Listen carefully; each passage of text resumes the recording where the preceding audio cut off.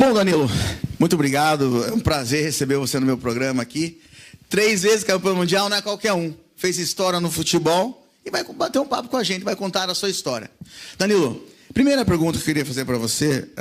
Por que o futsal, você quando era garotinho, todo mundo, eu quero ser jogador de futebol, né?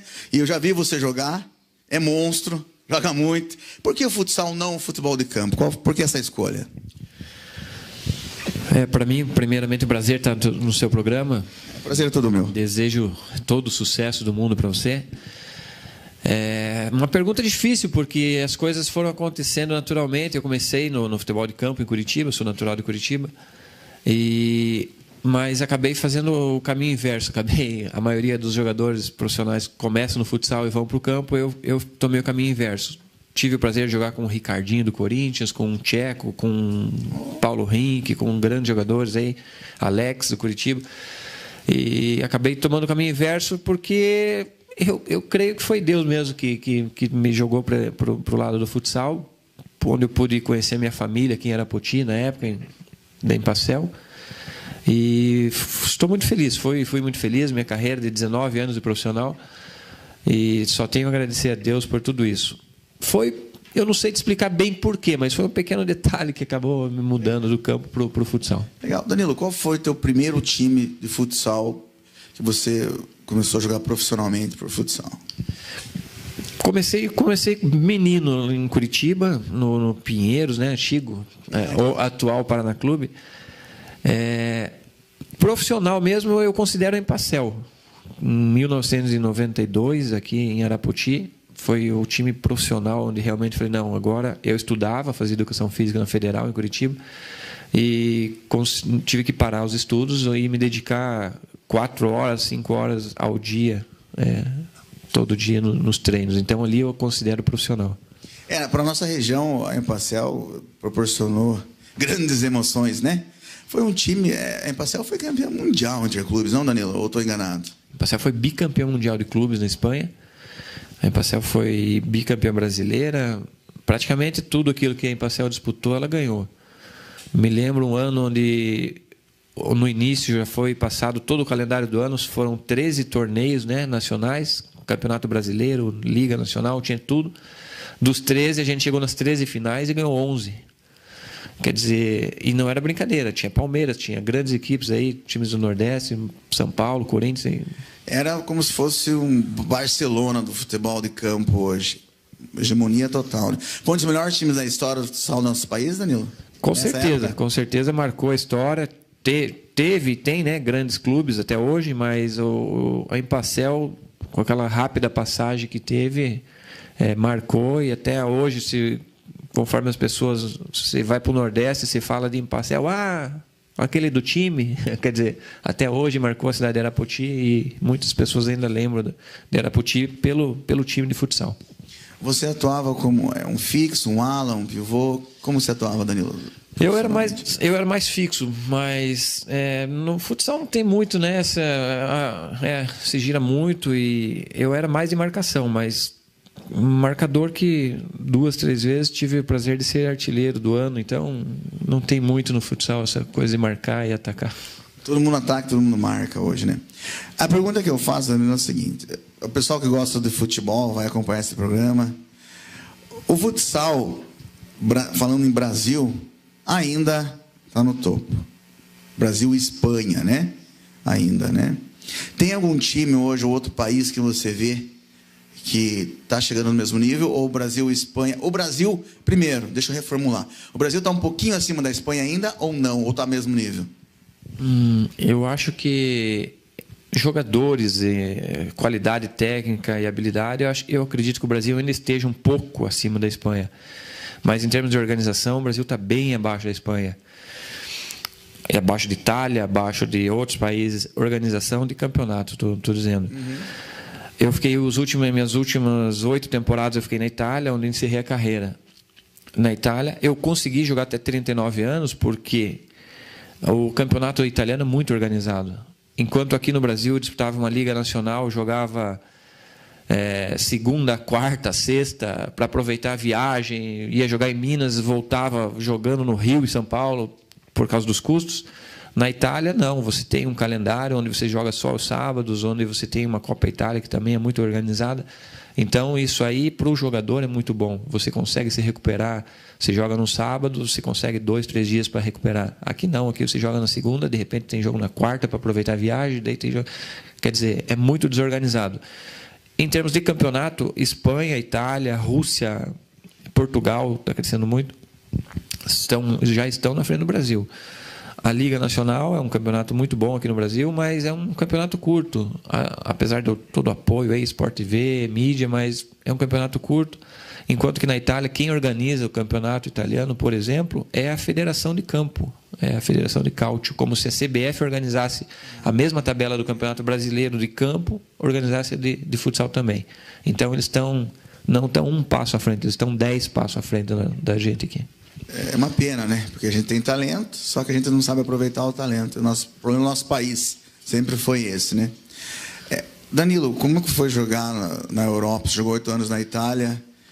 Sentiu muita diferença, adaptação quando você chegou lá? Saiu do Brasil, provavelmente saiu da Empacel, né?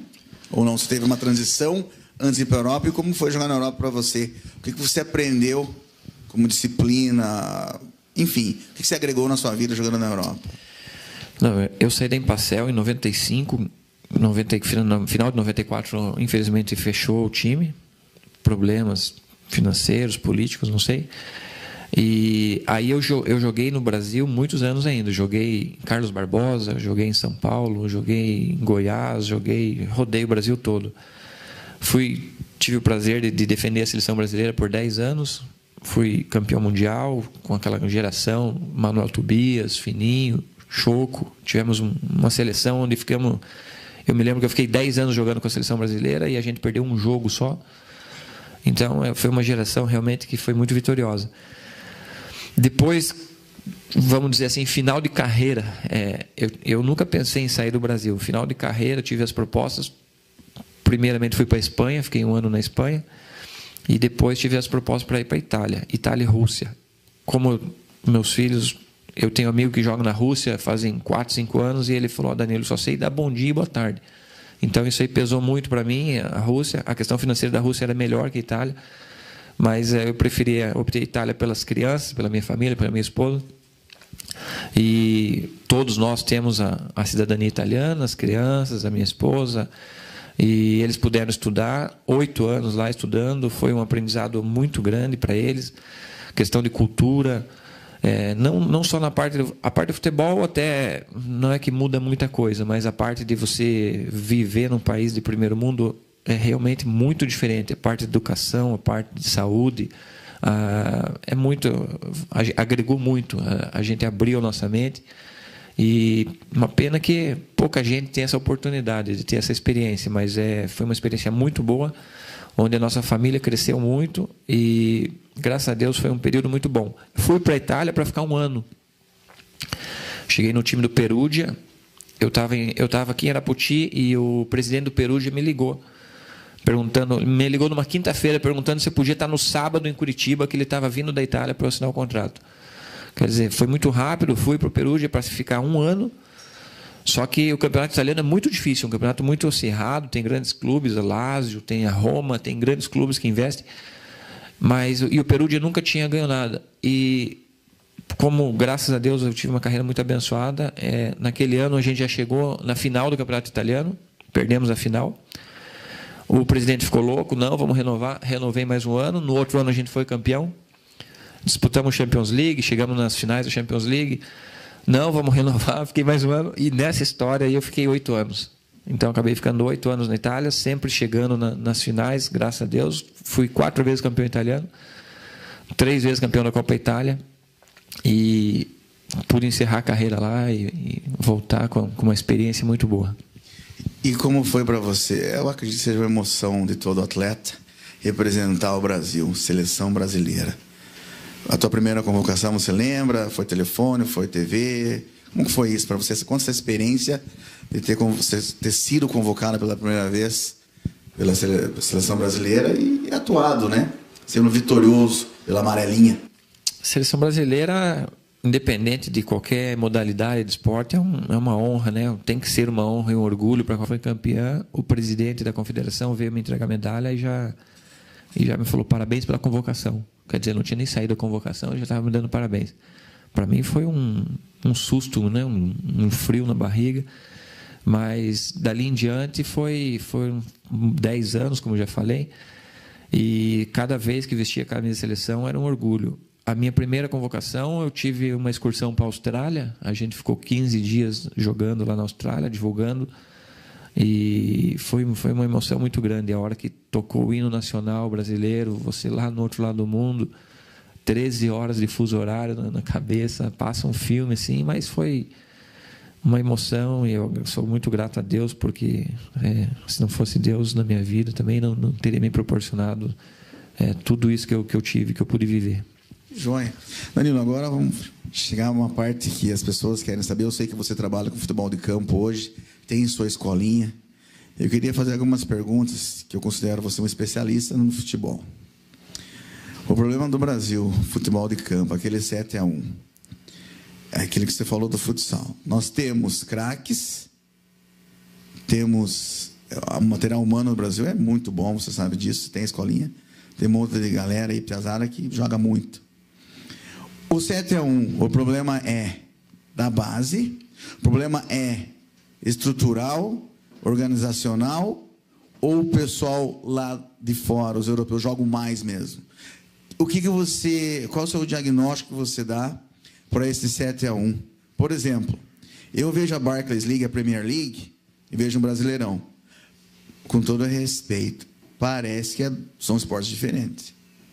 Eu não sei, o pessoal lá não é rapaz, é diferente de ver. O que está acontecendo, Danilo? Qual que é o problema nosso hoje? É uma pergunta complicada, mas, na minha opinião, começa tudo na base. A mentalidade do brasileiro. Eu pude viver fora e eu via a diferença. Primeiro, estrutura física. Os campos da Europa, os campos, o centro de treinamento das crianças de 10 anos, quase que se equivale aos times profissionais aqui do Brasil.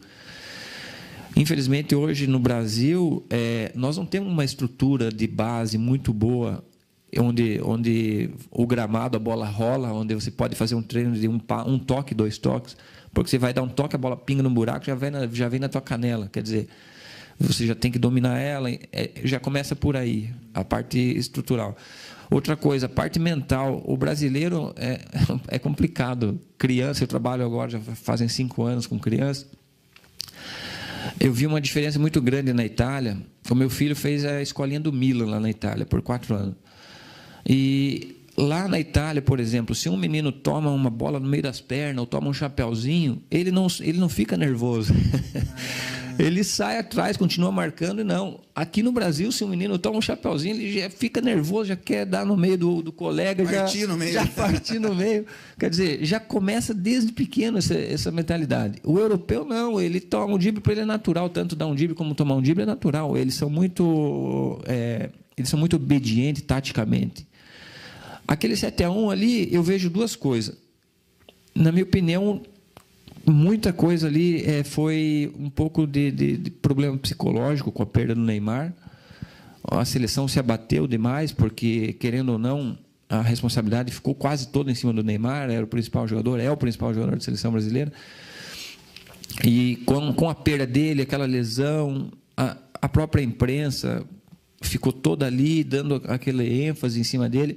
E os jogadores se abateram muito, o resto do grupo se abateu muito. Por que eu digo que foi muito psicológico? Porque eu te falei aqui que em 10 anos de seleção brasileira a gente perdeu um jogo. E eu vou te contar a história desse jogo que nós perdemos. A gente estava na Bélgica, concentrado, e nós teríamos jogo à noite. E o nosso segundo goleiro passou mal, teve um ataque epilético, uma coisa muito feia no hotel. E a gente ficou muito abalado ali, aquela coisa, acompanhando ele no hospital. E por mais que o pessoal da diretoria não quisesse passar para a gente sabia que tinha uma coisa acontecendo. E à noite a gente foi para o jogo, hoje nós perdemos de 6-1 para a Holanda, um time que a gente nunca tinha perdido. Então, eu digo que a parte psicológica conta muito. Afetou o Brasil naquele jogo. E depois a Alemanha, aquele jogo deu tudo certo para a Alemanha, não é querer falar também, a Alemanha, o Brasil até não começou a tomar o jogo, de repente tomou um gol, de repente tomou um segundo, e aí deslanchou, acabou perdendo a cabeça.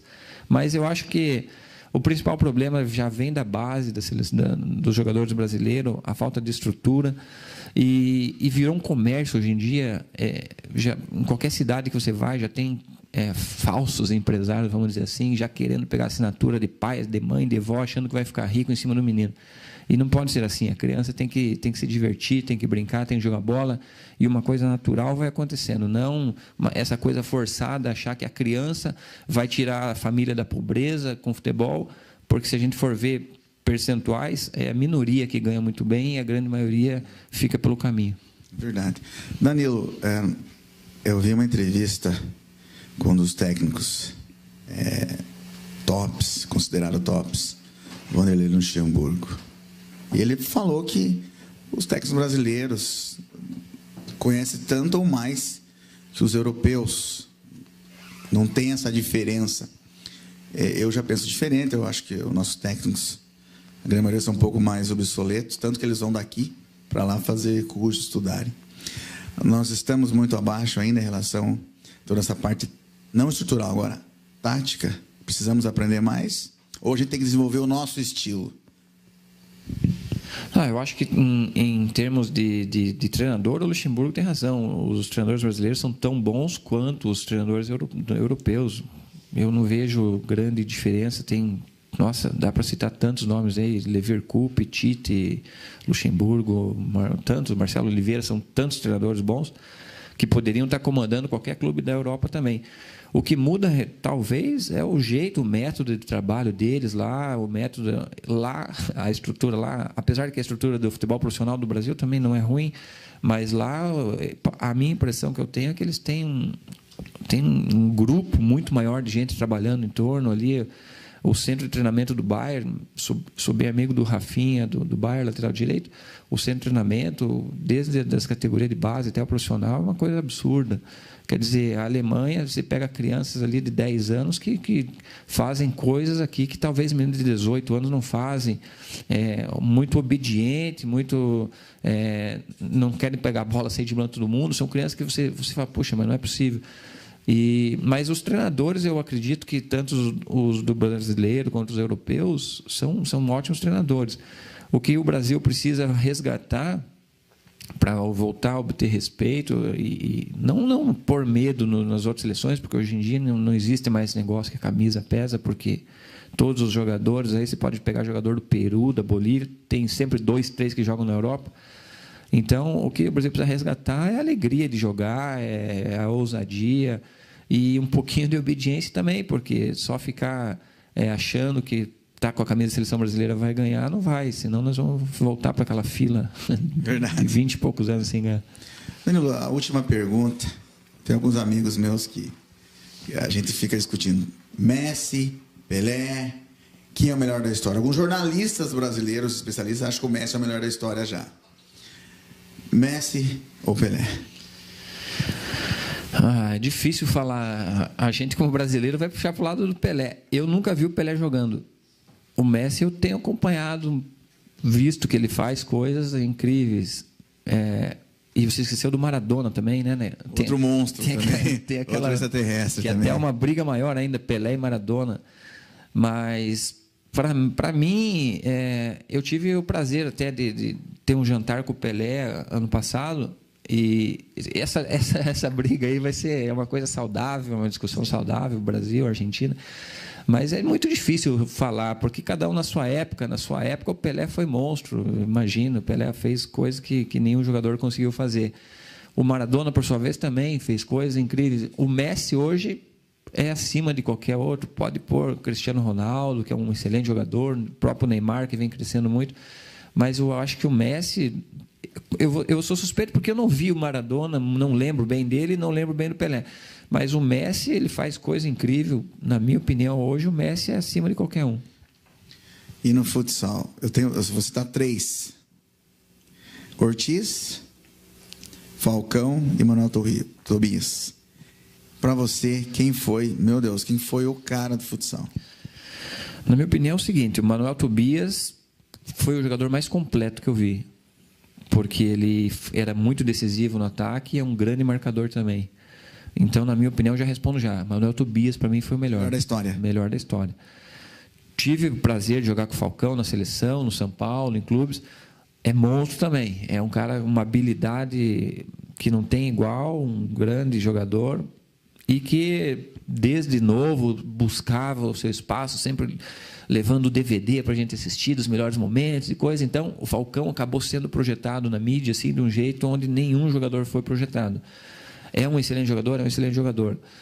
Mas, como o Manuel Tobias, na minha opinião, ainda foi mais completo. Não teve nem perto da habilidade que o Falcão tem. Mas, para ajudar dentro da quadra e para ser decisivo nas horas, eu acredito que o Manuel, na minha opinião, foi o melhor jogador que teve, que eu joguei até hoje. Eu queria agradecer, pessoal, aí de casa, a presença, Danilo. Muito obrigado. Foi uma entrevista riquíssima. A gente aprendeu muito com você. Muito obrigado, viu?